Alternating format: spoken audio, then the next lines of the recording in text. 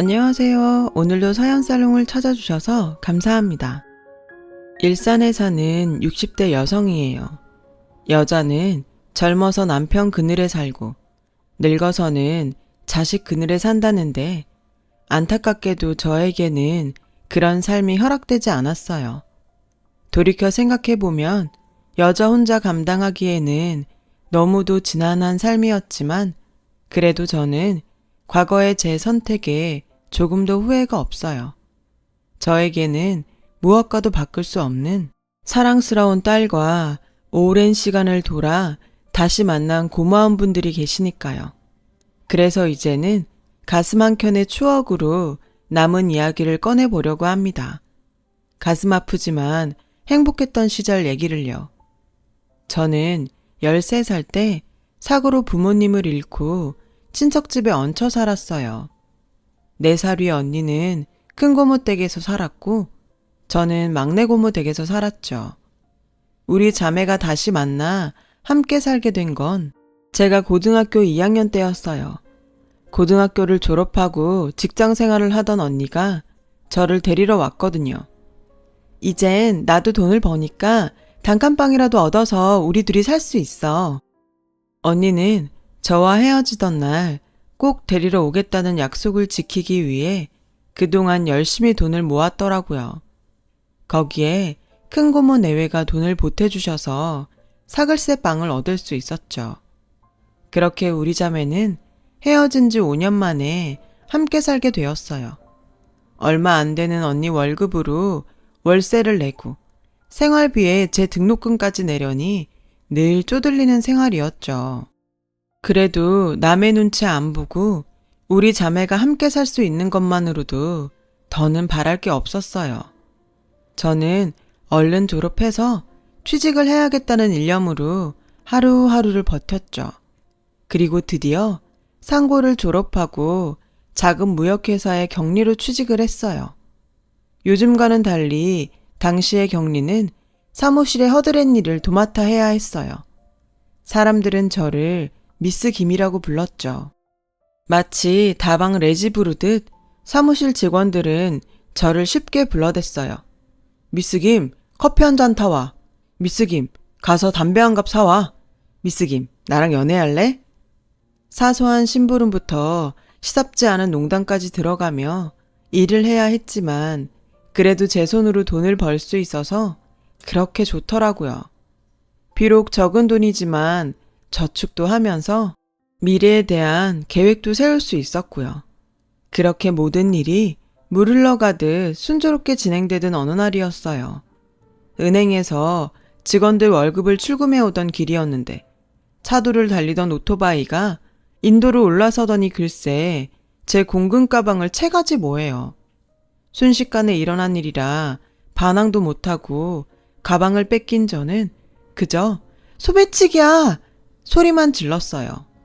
그때였죠. 어디선가 음료캔이 날아들더니 소매치기의 머리통을 정확히 맞췄어요. 그 바람에 소매치기는 오토바이에서 떨어져 바닥에 엎어졌고 오토바이는 가로수를 들이받고 박살이 났어요. 저는 달려들어 소매치기한테서 공금 가방을 잽싸게 뺏어 들었죠. 그리고는 쓰러져 있는 소매치기를 향해 발길질을 해댔어요. 야, 이 나쁜 놈아. 이게 무슨 돈인 줄 알아? 한 달 내내 죽어라 일한 우리 회사 사람들 월급이란 말이야. 이거 잃어버리면 난 회사도 잘린다고. 분한 마음에 한참을 발길질을 하는데 누군가 제 어깨를 잡으며 말리더군요. 고개를 들어보니 검은 뿔테 안경을 쓴 제 또래의 남자였어요. 그만해요. 이러다 사람 죽이겠어요. 살인범으로 감옥 가고 싶어요. 저는 그 살인범이란 말에 몸이 굳어버렸죠. 남자는 그런 저를 보곤 피식 웃더군요. 다행히 헬멧을 써서 머리는 안 다친 것 같고 찰과성 정도니까 그쪽이 감옥에 갈 일은 없겠네요. 그러니까 놀란 토끼는 안 해도 돼요. 이제 괜찮아요. 괜찮다는 말에 저는 긴장이 확 풀려서 그 자리에 주저앉아 버렸어요. 이 돈을 잃어버렸으면 어쩔 뻔했나 생각하니 눈물이 나더라고요. 감정이 격해져서 꺽대며 우는데 지나가는 사람들이 전부 제 옆에 서 있는 남자를 째려보며 손가락질을 하더군요. 난처한 표정의 남자는 어쩌지도 못하고 그저 저를 내려다볼 뿐이었어요. 그렇게 한참을 울고 나니 사람들 신고로 순경이 달려왔더라고요. 소매치기는 순경한테 끌려갔고 저랑 남자도 파출소로 가서 상황 설명을 하고서야 모든 일이 끝이 났어요. 알고 보니 소매치기한테 음료캔을 던진 사람이 이 남자더라고요.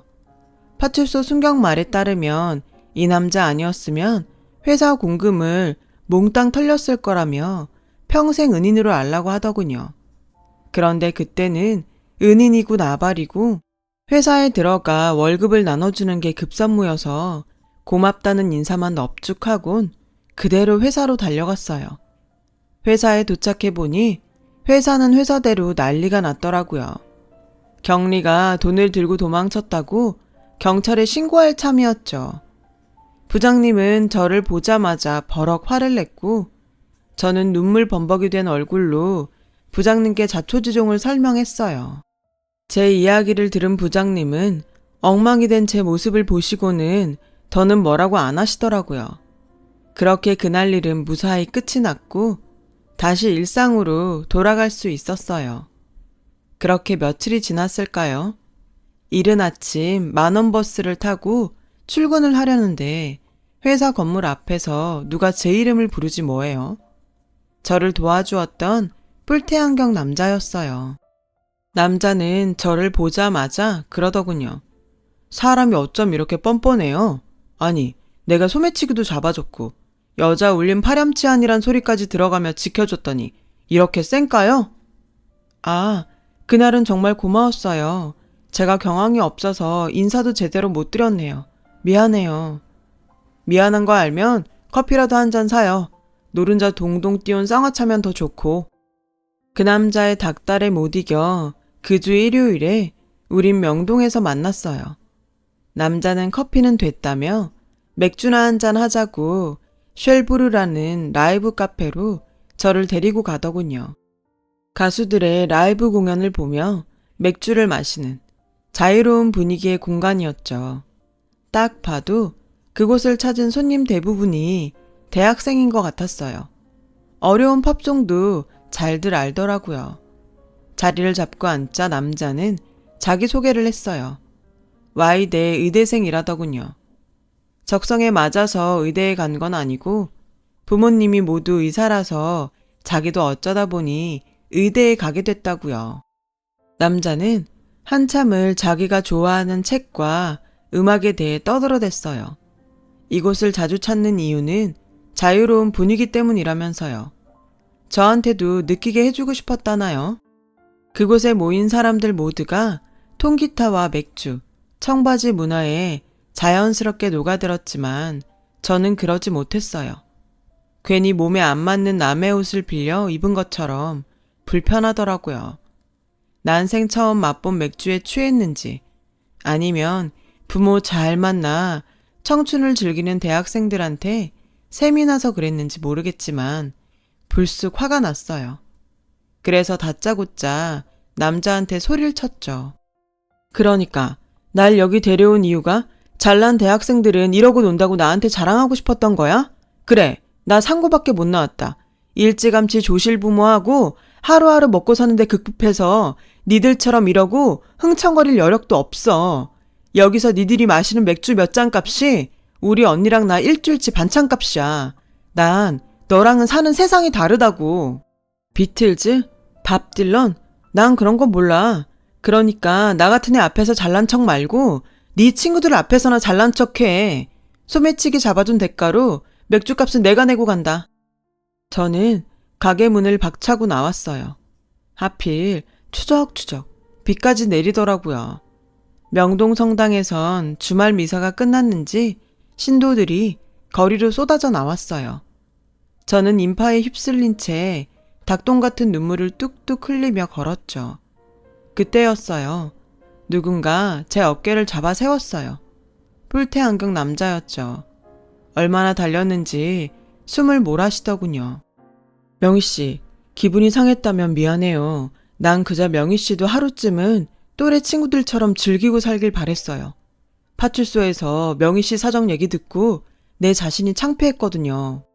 부모 덕에 돈 한 푼 안 벌고 많은 걸 누리고 살면서 고마운 줄 모르고 살았던 내가 너무 한심해서요.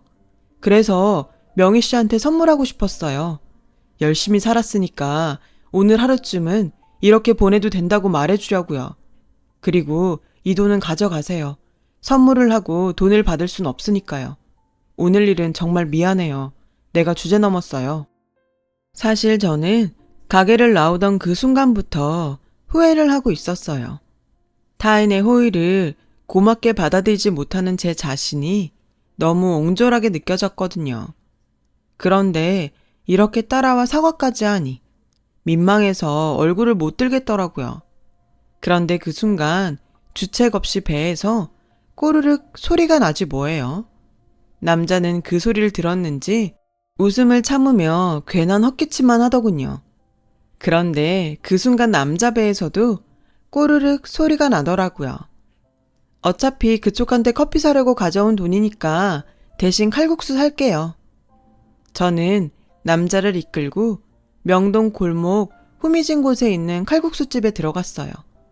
칼국수가 나오자마자 우리는 말 한마디 없이 그릇에 코를 박고 정신없이 칼국수를 먹어 치웠죠. 언니랑 몇 번 갔던 곳인데 그날따라 칼국수가 유독 맛있더라고요. 비 때문인지 같이 먹은 사람 때문인지 잘은 모르겠지만 말이에요. 아무튼 그날 칼국수집에서 허기진 배를 채웠던 우리는 그날 이후 연인이 되었어요. 언니는 저에게 대학생 남자친구가 생겼다는 말을 듣고 반가워하면서도 내심 걱정을 하더군요. 난 네가 상처받을까봐 걱정돼. 학벌도 그렇고 사는 형편도 너무 차이가 나잖아. 저도 언니 마음이 이해가 안 가는 건 아니었어요. 저도 걱정을 했으니까요. 하지만 이런 걱정은 기우에 불과했어요. 남자친구의 부모님은 영화나 드라마에 나오는 있는 집 부모들과는 달랐거든요. 교양 있고 따뜻한 분들이셨죠. 제가 언니랑 둘이 사는 처지를 아시고도 눈치를 주거나 함부로 대하지 않으셨고 오히려 자매가 기특하다시며 부모님이 살아계셨다면 자랑스러워했을 거라고 말씀해 주셨어요. 그러면서 언제든 어른 손이 필요하면 부담 갖지 말고 연락하라고도 하셨죠. 자식이 형석이 하나뿐이라 늘 적적했는데 명희가 이렇게 와주니 얼마나 좋은지 모르겠다. 이참에 그냥 내 딸하지 않을래? 그 말에 남자친구는 질색을 했어요. 엄마 딸이라니? 그럼 내가 명희랑 결혼 못하잖아. 며느리면 또 몰라도. 이 녀석아, 누가 결혼하지 말라니? 네 엄마 말은 하루 빨리 결혼해서 딸 같은 며느리가 되란 소리지. 교제한 지 2년이 넘어서고부터는 아예 우리 결혼은 기정사실화 돼버렸어요. 그리고 그 무렵 군입대 영장이 나왔죠. 사실 의대생이라 입대를 미룰 수도 있었지만 어차피 갈 거 후딱 끝내는 게 나을 것 같다며 그냥 가기로 했죠. 하지만 입대 날짜가 다가오니 연기를 할 걸 그랬나 후회를 하는 눈치였어요. 명희야, 너 정말 나 기다려줄 거지? 고무신 거꾸로 신으면 평생 재수없다. 그러니까 나 꼭 기다려야 돼. 혹여 제가 변심할까봐 어찌나 애처럼 안달을 하던지 귀엽기까지 했어요. 죽으러 가는 것도 아니고 고작 3년인데 내가 그깟 걸 못 기다릴까봐 사람을 어떻게 보고 하는 소리야. 전쟁이 나서 영영 못 보게 돼도 난 너 기다릴 테니까 걱정 붙들어 매.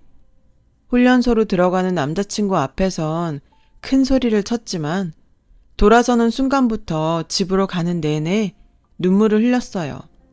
다시 못 보는 것도 아닌데 그렇게 가슴이 찢어지는 것처럼 아프더라고요. 아마도 비극적인 사건을 예견했던 모양이었나 봐요. 남자친구가 훈련소에 들어가고 2주 정도 지난 어느 날이었어요. 회사로 저를 찾는 전화가 왔어요. 남자친구 아버님이었죠. 훈련 중에 사고가 났는데 남자친구가 다쳤다는 거예요. 그 길로 저는 조퇴를 하고 남자친구 부모님과 함께 군 병원으로 달려갔어요. 듣기로는 훈련 중에 넘어지면서 강목에 박혀있던 못에 다리를 다쳤다는데 병실에 들어가 보니 다리를 다쳤다는 사람이 숨도 제대로 못 쉬고 있더라고요. 아버님은 군병원 의사한테 상태 설명을 들으러 나가셨고 어머님은 다 죽어가는 아들을 보자 오열을 하셨어요. 저 역시 아무 말도 못하고 눈물만 흘릴 뿐이었죠.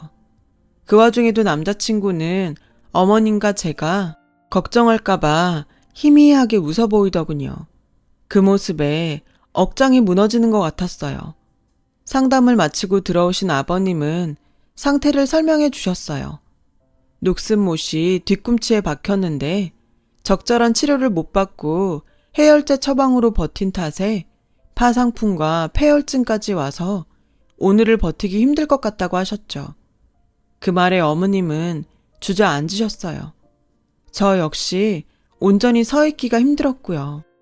하지만 생떼 같은 아들을 잃게 생긴 남자친구 부모님 앞에서 제 아픔이 비교나 되겠어요? 그래서 한 발 뒤에서 눈물만 흘리고 있을 뿐이었죠. 그날 남자친구 부모님과 저는 병실에서 남자친구의 마지막을 지켰어요. 죽기 전 남자친구는 부모님께 저를 부탁한다는 말을 남겼죠. 그리곤 새벽녘 세상을 떠나고 말았어요. 저는 그렇게 첫사랑과 이별을 했어요. 장례를 치르는 내내 저는 남자친구의 영정을 지켰어요. 그리고 49째 날 남자친구 어머님이 제게 그러시더군요. 명희야, 우리한테 넌 딸이나 친배 없어. 그래서 하는 말이니 잘 들어주렴. 이제 형석이 있고 좋은 남자 만나 사랑받고 살아. 더는 우리 찾지 말고. 알겠니? 널 위해서라도 우리가 널 보내는 게 맞는 것 같다. 언니랑 꿋꿋하게 잘 살아야 한다. 남자친구를 떠나보내고 49일 만에 저는 그의 부모님과도 이별을 했어요.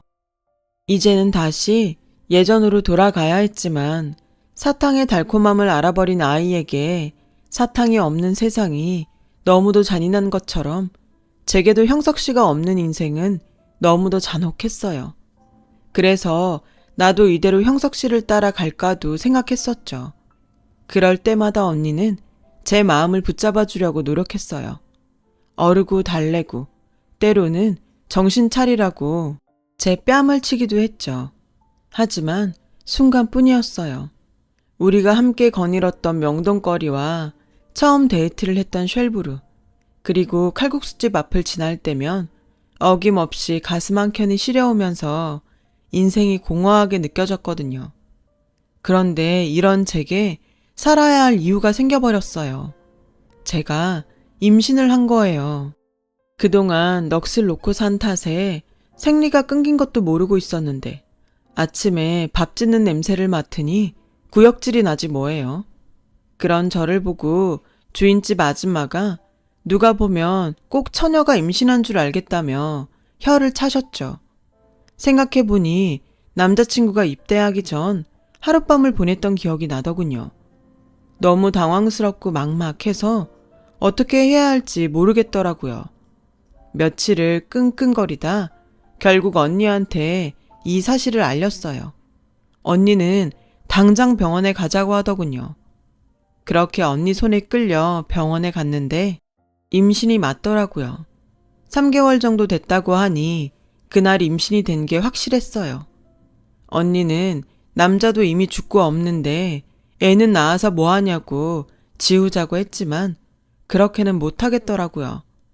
이 아이라도 품고 있어야 제가 살 수 있을 것 같았거든요. 그게 무슨 소리야. 처녀가 애를 낳아서 뭘 어쩌겠다고. 부모 없이 자라서 몸뚱아리 함부로 골렸다는 소리밖에 더 들어? 죽은 남자 애 때문에 네 인생 망칠 거야? 명희야, 이번만큼은 제발 언니 말 들어. 제발 네 인생을 좀 생각하라고. 언니의 필사적인 만류에도 불구하고 저는 아이를 낳기로 결심했어요. 회사에는 비밀로 하고 다녔고요. 하지만 7개월을 넘어가면서 배가 많이 불렀고 결국 얼마 뒤 회사를 그만두게 되었어요. 그 후로는 동네 아주머니들과 함께 집에서 할 수 있는 부업을 했어요. 봉투를 붙이고 양말을 포장하고 인형 눈을 붙이는 일도 했죠. 출산을 반대하던 언니는 결국 제 편이 되어주었어요. 세상의 가족이라고는 너랑 나뿐인데 나마저 널 버리면 우리 명이 가여워서 어떡해? 그러니 나라도 네 편 해야지. 그래, 이렇게 된 거 낳자. 낳아서 언니랑 같이 키우자. 지금보다 더 어려운 상황도 지나왔는데 이 일정도 못 견디겠니? 그러니까 넌 잘 먹고 좋은 생각만 해. 철없는 동생 때문에 언니는 또다시 처녀 가장이 되고 말았어요. 그렇게 시간은 흘러 저는 출산을 했어요. 눈에 넣어도 아프지 않을 딸이었죠. 다른 산모들은 친정 엄마가 찾아와 옆에서 돌봐주었는데 저는 언니가 회사에 휴가를 내고 저를 돌봐주었죠. 퇴원을 한 후엔 주인집 아주머니가 많이 도와주셨어요. 말로는 처녀가 애를 낳았다고 뭐라고 하셨지만 그래도 끼니마다 잊지 않고 미역국을 챙겨주셨죠. 기저귀를 빨려고 수도가에 앉을 낳치면 소리를 고래고래 지르시면서 저를 방으로 들여보내곤 대신 빨아주셨고요. 몸을 추스르고 다시 직장에 나가게 되었을 땐 동네 아주머니들이 번갈아가며 딸아이를 봐주셨어요.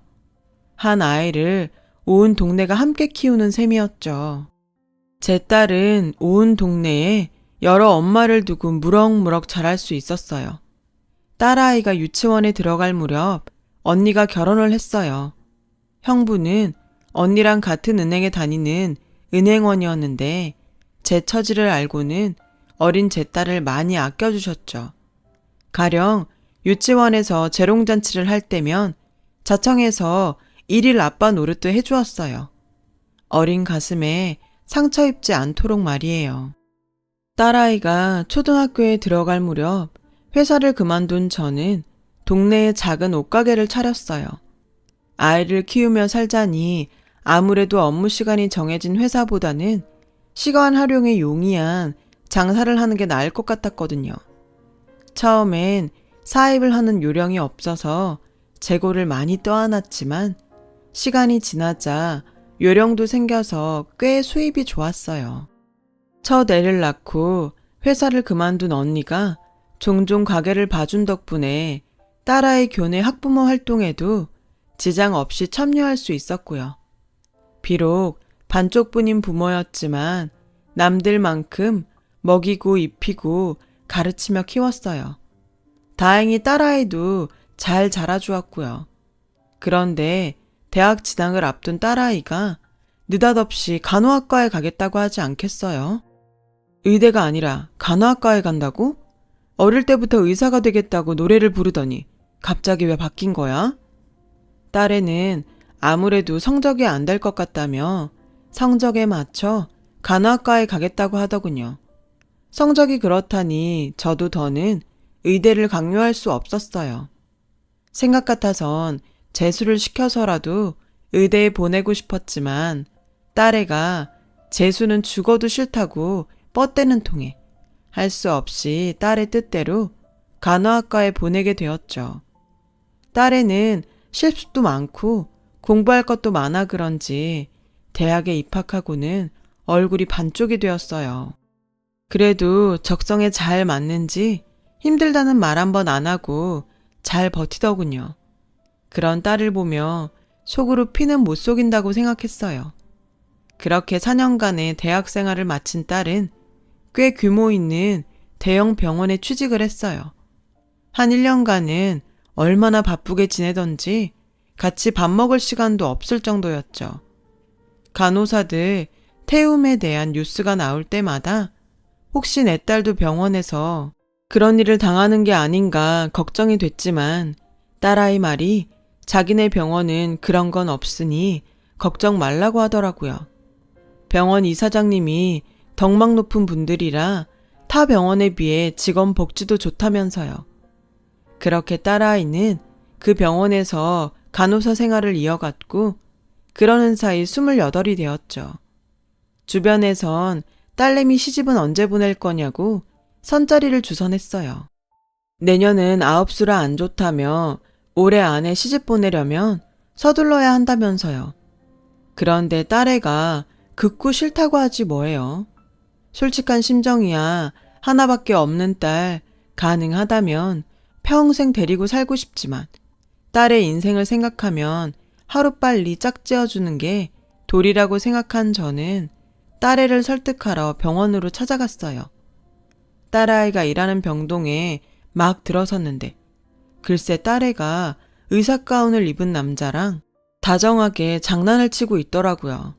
딱 봐도 보통 사이는 아닌 것 같았어요. 저를 본 딸애는 정색을 하더니 남자를 밀쳐내더라고요. 당황한 남자는 그제야 저를 보고는 도망치듯 가버렸고요. 하지만 이미 제게 둘 사이를 들켜버린 딸은 이실직고를 했어요. 사귄 지 2년 좀 안 됐어. 안 그래도 엄마한테 인사시키려고 했는데 딱 걸렸네. 남자는 딸애보다 2살 위로 같은 병원 레지던트라고 하더군요. 인상도 괜찮고 마음에 들더라고요. 쇳불도 당긴 김에 빼랬다고 딸애한테 주말에 집에 데리고 오라고 했어요. 이미 둘 사이엔 결혼 이야기가 구체적으로 진행된 터라 딸애도 흔쾌히 그러겠다고 하더라고요. 예비사위가 오기로 한 날 아침부터 언니랑 장을 봐다가 음식 준비를 했어요. 형부는 남자는 남자가 봐야 한다며 퇴근 후 저희 집으로 오겠다고 하는 걸 제가 극구 말렸죠. 일단 저 혼자 보고 싶었거든요. 이윽고 딸애와 예비사위가 집에 왔어요. 의사가운을 입었을 때도 멋있었지만 정장 차림도 꽤 잘 어울리더라고요. 예비사위는 지난번에 인사를 못 드려서 죄송하다고 사과를 하더군요. 괜찮아요. 그게 뭐 대수인가? 이렇게 인사하러 왔으면 됐지. 나는 다른 건 안 바래요. 우리 나경이만 아끼고 사랑해주면 다른 건 아무것도 필요 없어요. 이 말을 하는데 그간 살아온 세월이 떠올라 울컥하더라고요. 안 그러려고 했는데도 어찌나 눈물이 나던지 결국 딸애한테 한 소리를 들었지 뭐예요. 예비사위는 제 딸 눈에 눈물 나는 일은 없게 하겠다고 약속을 하며 제게 장모님이라고 불러주더군요. 별거 아닌 호칭에 저는 또 울컥했고요. 그런 저를 보고 딸애가 놀리는 바람에 한바탕 웃음꽃이 피었죠. 그렇게 화기애애한 분위기 속에서 식사를 마치고 예비사위가 돌아갔어요.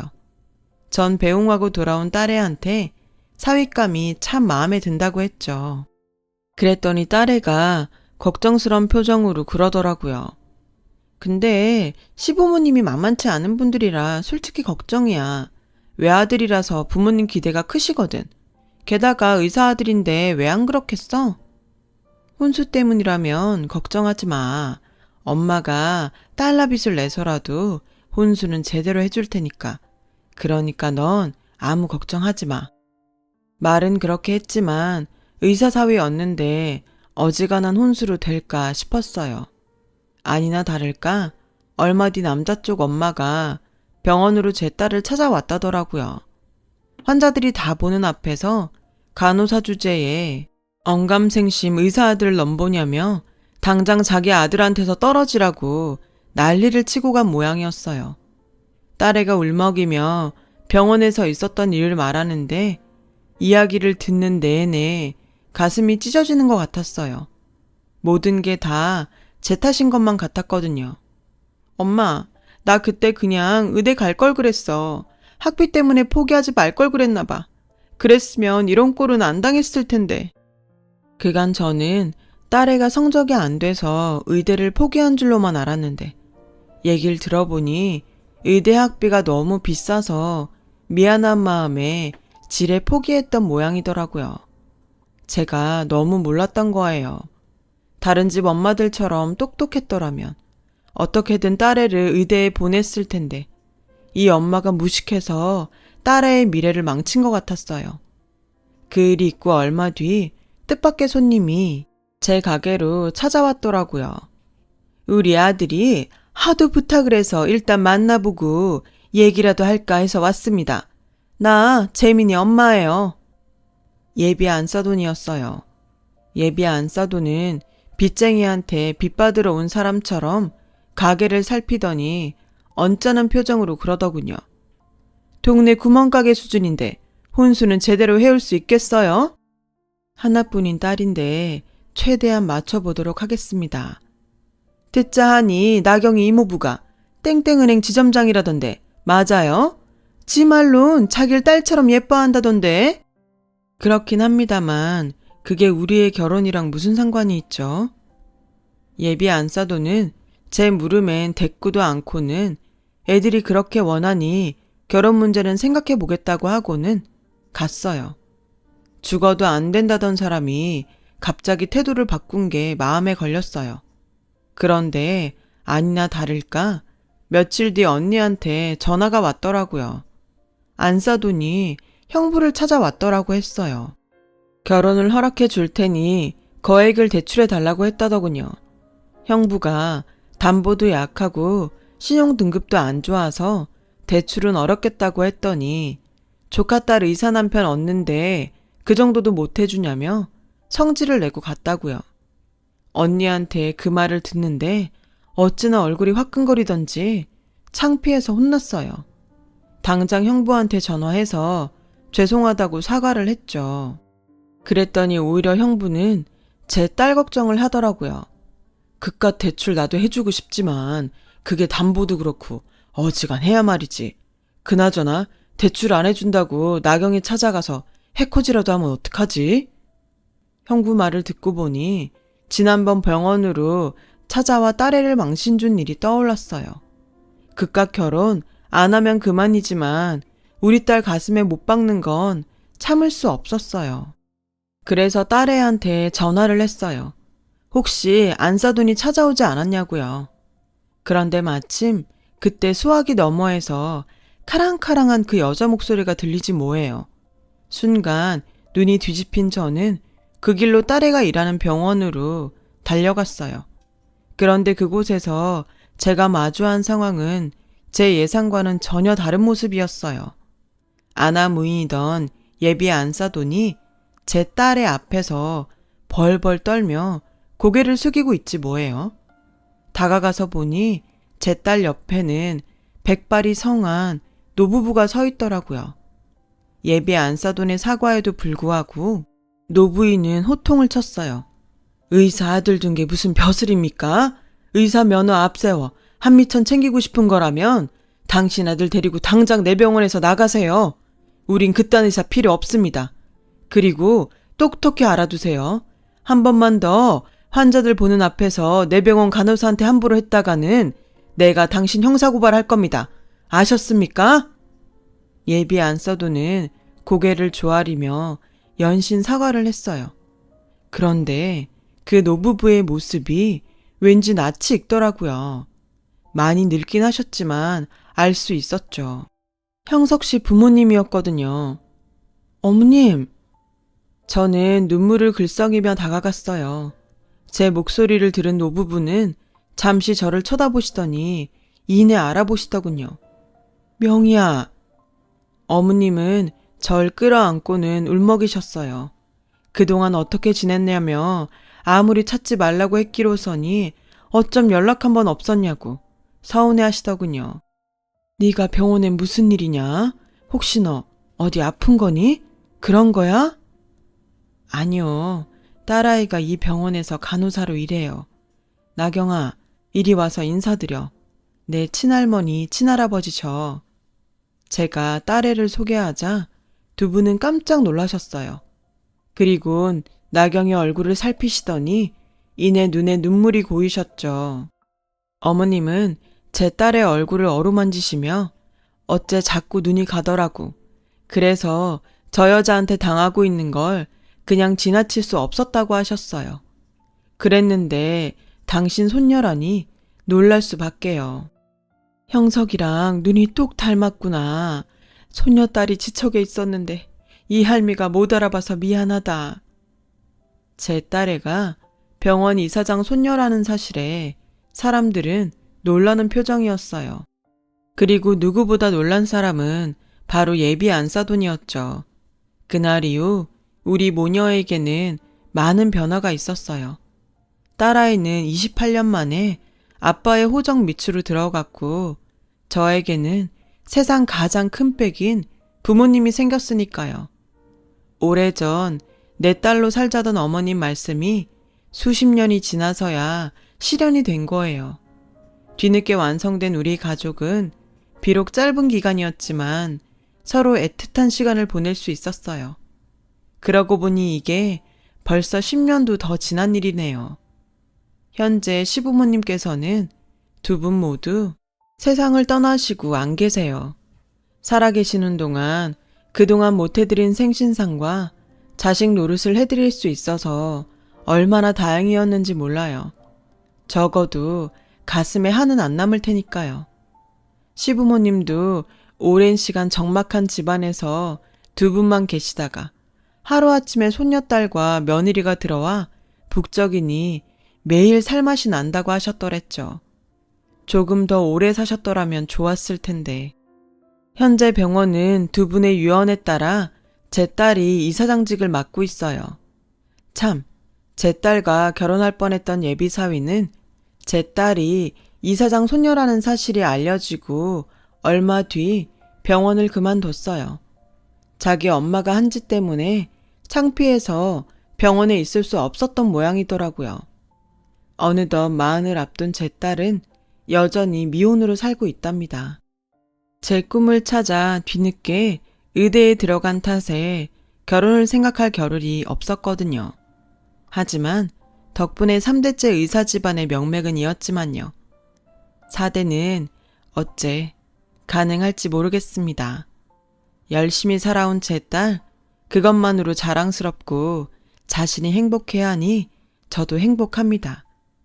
지금까지 저의 파란만장한 인생 이야기를 들어주셔서 감사드려요. 항상 건강하시고 복 많이 받으세요. 여러분, 사연 댓글에 응원과 현명한 조언 부탁드려요.